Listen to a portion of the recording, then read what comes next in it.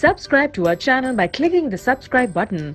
Click the bell button and enjoy the latest uploads from our channel. Let us begin with the introduction of the chapter. You already know that on joining three non-collinear points in pairs, the figure obtained is a triangle.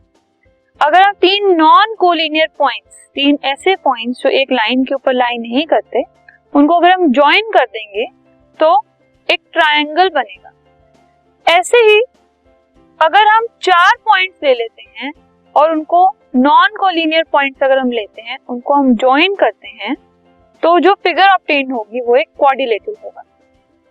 इस तरीके से हमारे पास चार sides वाला और हम कह सकते हैं चार point, for example A B C D को ज्वाइन करने वाली एक क्लोज फिगर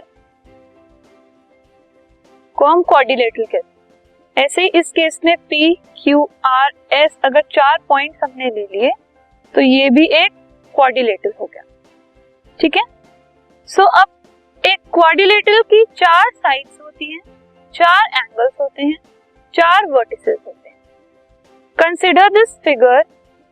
ये figure A B C D एक क्वाड्रिलेटरल है. It is a quadrilateral. अब इसमें A B B C C D और डी ए इसकी चार साइड्स हैं. A B B C C D and D A, ये चार साइड्स हैं. ए बी सी डी इसके चार वर्टिसेस हैं. ए बी सी डी ये चार वर्टिसेस हैं. और angle A, angle B, angle C, angle D ये चार एंगल्स हैं. ए बी सी डी ये चार एंगल्स. ठीक है.